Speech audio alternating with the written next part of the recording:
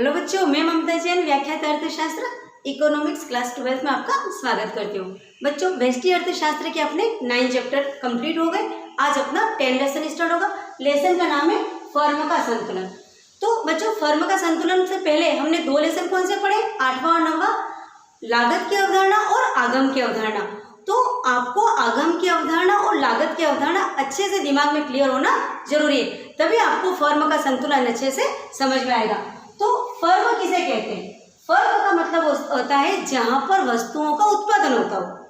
कोई भी फर्म क्या होती है? जहां पर हम वस्तुओं का उत्पादन करते हैं, और उत्पादन करने के लिए फर्म को क्या चाहिए? उत्पादन के साधन। तो फर्म अपने उत्पादन क्यों कर रही है, ये बात अपने सबके दिमाग में क्लियर है। कोई भी फर्म अपना उत्पादन इसलिए करती है क्योंकि वो अपना लाभ अधिकतम करना चाहती है। तो जब कोई फर्म अपने उत्पादन को न तो बढ़ाए न घटाए, वह बिंदु फर्म का संतुलन बिंदु कहलाता है। आ रही बात समझ में? ऐसा बिंदु जहाँ पर कोई फर्म अपने उत्पादन को न तो बढ़ाता हो न घटाता हो, अर्थात वो उसकी कौन सी स्थिति होगी? अधिकतम लाभ की स्थिति। और फर्म का उद्देश्य क्या है बच्चों? लाभ कमाना। तो जब फर्म को लगे कि हाँ, अब मुझे अधिकतम लाभ हो रहा है, तो वो क्या करेगा? अपने उत्पादन जो जिस गति से हो रहा है उस गति से ही रखेगा, न तो उसको बढ़ाएगा न ही घटाएगा, क्योंकि अब उसको लग रहा है कि उसका लाभ अधिकतम हो रहा है। हाँ, यदि उसको कहीं यह लग रहा है कि भविष्य के अंदर मेरे को लाभ बढ़ सकता है, ऐसी कंडीशन के अंदर वो उत्पादन के जो गति है, वस्तु के सामान निर्मित होने का जो स्पीड है, उसको कम ज़्यादा कर सकता है। अदरवाइज जब फर्म को लगे कि हाँ, अब मेरा उत्पादन अधिकतम हो गया है, तो वह अपने उत्पादन को न तो बढ़ाएगा न ही घटाएगा। तो यही बिंदु फर्म का संतुलन कहलाता है। तो अभी तो मैंने आपको यही बताया कि फर्म का संतुलन किसे कहते हैं। अब आप बताइए कि फर्म को अधिकतम लाभ कब होगा? उसके लिए मैंने आपको जो 8th और 9th चैप्टर की तरफ जाना पड़ेगा, जहाँ हमने आगम और लागत की बात करी है।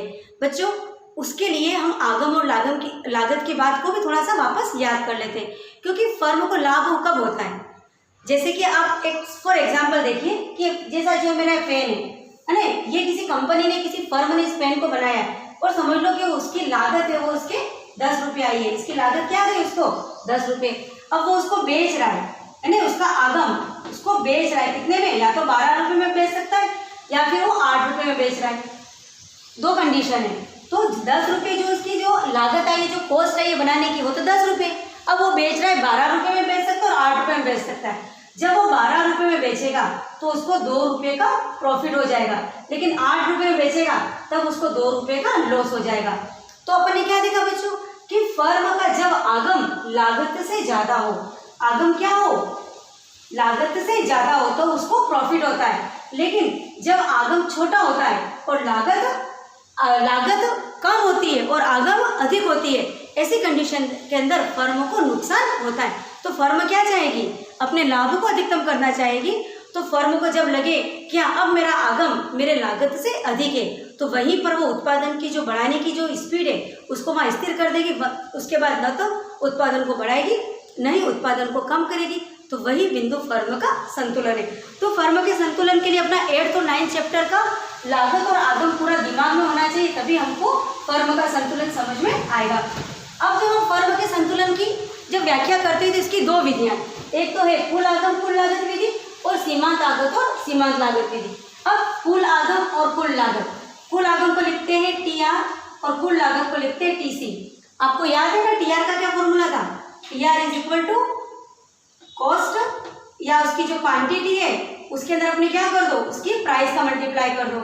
और TC के लिए क्या करो? जो उसकी उत्पादन है और उसके अंदर उसकी जो लागत आई है उसको मल्टीप्लाई कर दो। तो जो एक वस्तु की जो कॉस्ट आई है उसको जितनी भी आपने वस्तु बनाई उसमें यदि मल्टीप्लाई कर देते तो अपना TC आ जाता है। और एक वस्तु को बेचने की जो कीमत है उसमें जितना आपने बेचा है उसको मल्टीप्लाई कर दो तो अपना TR आ जाता है। अर्थात आपने जो कुछ बेचा है, जो कुछ बिक्री करा है, उससे जो आय प्राप्त हुई वो तो आपका TR आगम होगा।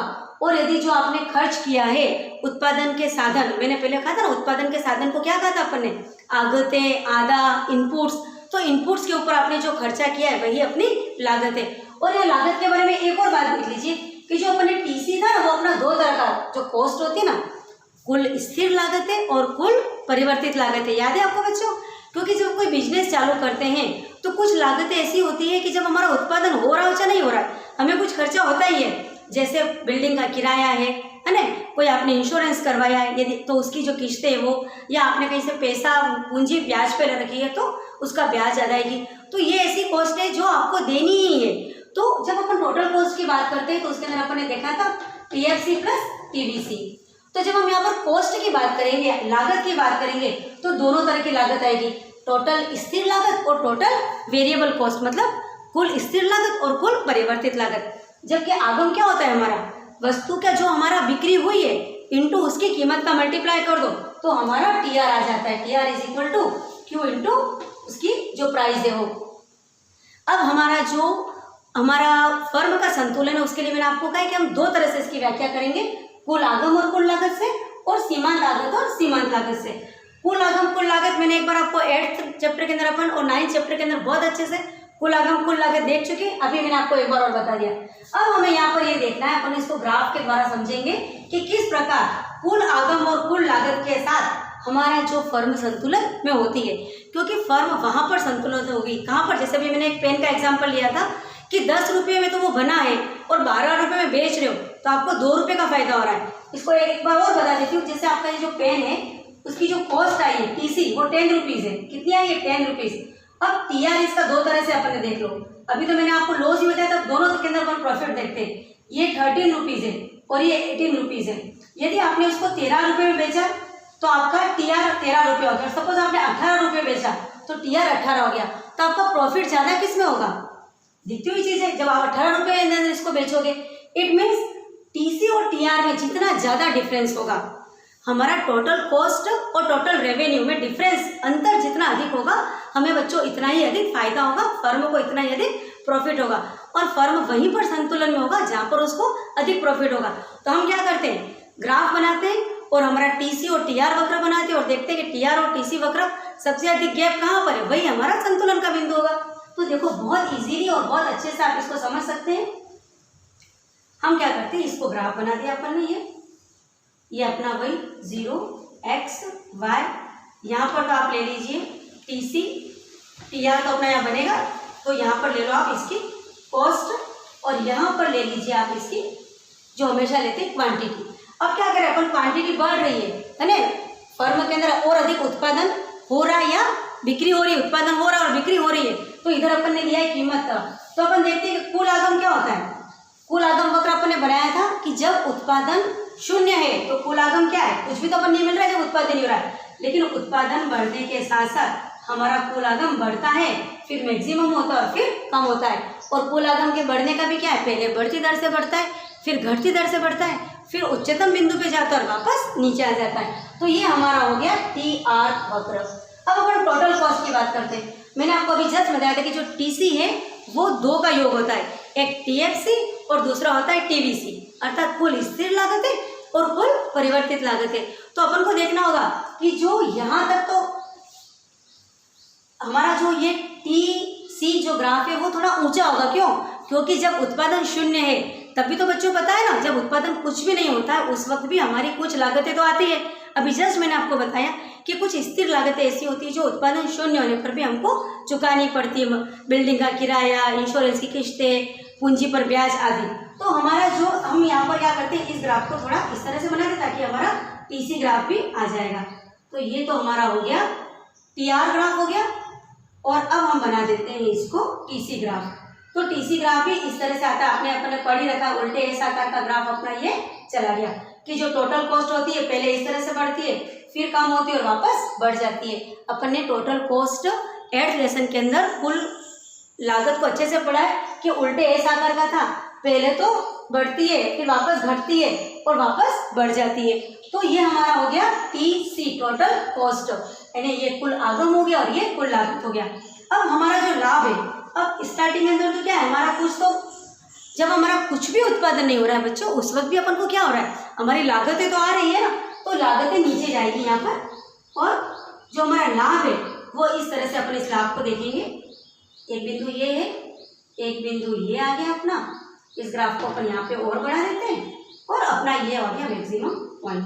अब देखिए जो अपना जो लाभ है ना टीपी वक्र, वो इस तरह से चलेगा अपना, ये होता है आपका टीपी यानी टोटल प्रॉफिट। अब देखिए स्टार्टिंग के अंदर जब आपका कुछ भी उत्पादन नहीं हो रहा था जब हमारा कुछ भी उत्पादन नहीं हो रहा था उस वक्त क्या था, उत्पादन शून्य था, तो टी आर हमारा, देखिए ये जो टी आर है वो क्या है, 0। लेकिन उस वक्त भी कुछ लागतें हो रही थी, तो स्टार्टिंग के अंदर जो लागत वक्र है वो आगम वक्र के ऊपर है, तो ये कहलाता है यहाँ पर अपन को नुकसान हो रहा है, फर्म को नुकसान हो रहा है। क्यों? क्योंकि लागत अधिक है और आगत कम है, आगम कम है, तो ये फर्म का वो भाग होगा जहाँ पर उसको नुकसान हो रहा होगा। तो इसको अपन चाहे तो इसको ए क्यू एल, इसको अपन कुछ भी नाम दे देते हैं, एन और ई अपन ने कुछ नाम दे दिया। तो के बिंदु तक तो क्या है, उसको ये जो एरिया है इतनी जगह पर तो किसी भी फर्म को केवल नुकसान होगा। लेकिन जैसे के बिंदु पर आ गए, के बिंदु पर क्या है, हमारा जो आगम वक्र और लागत वक्र दोनों मिल रहे, इट मीन्स यहाँ पर फर्म का कुल आगत कुल लागत के बराबर हो गया है। Total cost is equal to total revenue. तो यहाँ पर न तो फर्म को लाभ होगा नहीं हानि होगी, ये हमारा ब्रेक इवन पॉइंट होता है। लास्ट ईयर बोर्ड के एग्जाम के अंदर एक ये क्वेश्चन आया था, ब्रेक इवन पॉइंट किसे कहते हैं। तो फर्म की जब उत्पादन निर्माण की अवस्था के अंदर वह बिंदु जहाँ पर कुल लागत कुल आगम के बराबर हो जाता है बच्चों, वही उसका क्या कहलाता है, ब्रेक इवन पॉइंट कहलाता है। तो यहाँ पर हमारा लाभ भी शून्य है, देखिए लाभ आ रहा है ना, एक्स अक्ष के ऊपर है, मतलब ये शून्य है। तो आप अच्छे से देख सकते हो कि जो हमारा टीपी जो है, ये हमारा टीपी चल रहा है वो भी 0 पर है, कुल आगम भी 0 पर है, और यहाँ कुल आगम यहाँ तक आ गया है, और कुल लागत भी, यानी कॉस्ट भी बढ़ गई है, लागत भी बढ़ गई है, और दोनों बिल्कुल इक्वल हो गए। उस वक्त हमारा लाभ शून्य हो गया। अब फर्म और अधिक उत्पादन कर रही है, उत्पादन करने से देखा कि हमारा जो आगम वक्र वो बढ़ती दर से बढ़ रहा है और बढ़ रहा है, और जो लागत वक्र था वो वापस हमारा कम हो रहा है। और एक ऐसी स्थिति आ गई कि लागत तो कम हो गई है और आगम हमारा टीआर क्या ऊपर चला गया और टीसी नीचे चला गया है। तो ई बिंदु के ऊपर क्या हो रहा है, जो टीआर है इज ग्रेटर देन टीसी, यानी जो आगम अधिक हो रहा है और लागत कम हो गई है। तो फर्म का यही तो मेन उद्देश्य था कि हमारे आगम को अधिक करना और लागत को कम करना। तो ये होगा उसका फर्म का संतुलन बिंदु, ई बिंदु, यानी इक्विलिब्रियम, मतलब साम्यावस्था आ गई। यहाँ पर क्या हो गया, साम्यावस्था आ गई, यानी फर्म को लाभ ही लाभ हो रहा है। तो फर्म चाहेगा तो यहाँ पर अपने उत्पादन को न तो बढ़ाए और न ही घटाए, तो ये उसका अधिकतम संतुष्टि का बिंदु हो जाएगा, अधिकतम लाभ का बिंदु हो जाएगा। और आप देखिए आपका टीपी वक्र भी सबसे ऊंचा है। अब ये पूरा ही बढ़ता हुआ भाग है आगम का और ये पूरा ही घटता हुआ भाग है लागत का। तो अपन इसको देखने के लिए यहाँ पर दो पैरेलल लाइनें खींच दीजिए। तो दोनों पैरेलल लाइन जहाँ पर उसको टच कर रही है, जहाँ पर स्पर्श कर रही है, वही बिंदु हमारा अधिकतम संतुष्टि का बिंदु होगा, अधिकतम लाभ का बिंदु होगा। अब समझ लीजिए फर्म क्यू बिंदु या ई बिंदु के बाद भी और अधिक उत्पादन करती है तो वापस उसका आगम कम हो रहा है और लागत बढ़ रहा है। और जब एन बिंदु पर आते हैं तो वापस एक ऐसी स्थिति आती है जब लागत और आगम दोनों ही इक्वल हो जाते हैं और वापस प्रॉफिट 0 हो जाता है, और इसको कहते हैं वापस ब्रेक इवन पॉइंट। तो यहाँ पर भी ब्रेक इवन पॉइंट आया था जहाँ पर कुल आगम और कुल लागत इक्वल हो गए थे तो प्रॉफिट 0 हो गया था, और यहाँ पर वापस कुल आगम और कुल लागत इक्वल हो गए और अपना प्रॉफिट 0 हो गया। लेकिन ई बिंदु ऐसा था जहाँ पर दोनों ग्राफ के अंदर बहुत ज़्यादा डिस्टेंस है, यानी कुल आगम और कुल लागत के अंदर बहुत ज़्यादा अंतर है, अर्थात यही संतुष्टि का बिंदु है, यही अधिकतम लाभ का बिंदु है, यही संतुलन का बिंदु है। और के बिंदु से पहले ऋणात्मक था टीपी, अर्थात यहाँ पर फर्म को नुकसान हो रहा है, और जब एल बिंदु के बाद ब्रेक इवन पॉइंट के बाद भी यदि वो अपने उत्पादन को जारी रखता है तो उसका ऋणात्मक यानी उसको हानि होती है, लाभ ऋणात्मक हो जाता है, अर्थात उसको हानि होती है। तो 2 बार उसको हानि होती है, स्टार्टिंग के अंदर जब ब्रेक इवन पॉइंट के पहले भी हानि होती है और एल बिंदु के बाद भी उसको हानि होती है, और अधिकतम लाभ ई बिंदु पे होता है, और के से ई के अंदर उसका धीरे धीरे आगम बढ़ता है, लागत कम होती है, और इधर देखो तो आगम वापस कम होता है तो लागत बढ़ती है। तो बच्चों देखा ग्राफ कितना ईजी था, बस एक बार समझने की बात है, और 8th और 9th चैप्टर के आगम और लागत को वापस अपने माइंड के अंदर लाने की बात है। तो बहुत आसानी से हमने ये समझ लिया कि कुल आगम और कुल लागत से हम फर्म के संतुलन को कैसे ज्ञात करेंगे। तो आज अपन ने 10th चैप्टर स्टार्ट कर दिया, जिसमें अपने देख लिया कि फर्म का संतुलन वह है जहाँ पर कोई फर्म न तो अपने उत्पादन को बढ़ाती है न ही उत्पादन को कम करती है, अर्थात वह अधिकतम लाभ की स्थिति होती है। अब फर्म के संतुलन की व्याख्या हमने 2 विधियों से करने की बात कर रहे हैं। आज अपन ने देखा है कुल आगम कुल लागत विधि, नेक्स्ट टॉपिक के अंदर नेक्स्ट वीडियो में देखेंगे अपन सीमांत लागत और सीमांत आगम विधि। और अपन ने देखा कि जब फर्म संतुलन की स्थिति में तब होगा जब कुल आगम और कुल लागत के अंदर अंतर सर्वाधिक होगा, और इस ग्राफ से मैंने इसको अच्छे से समझाया। तो बच्चों मेरी वीडियो को अच्छे से देखिए, और इसके बाद जो मैं बच्चों फोटो अपलोड करती हूँ उससे आपके नोट्स तैयार कर लीजिए, ताकि आप नोट्स को लिख के रखेंगे तो चैप्टर और भी अच्छे से समझ में आएगा। तो इस वीडियो को अच्छे से देखिए। यदि आपको कोई भी डाउट लगता है तो आप कमेंट्स बॉक्स के अंदर अपने डाउट्स लिखिए, मैं उसको क्लियर करूँगी। तो 10th चैप्टर का जो अगला वीडियो पढ़ने के लिए रेडी रहिए। तब तक के लिए थैंक यू।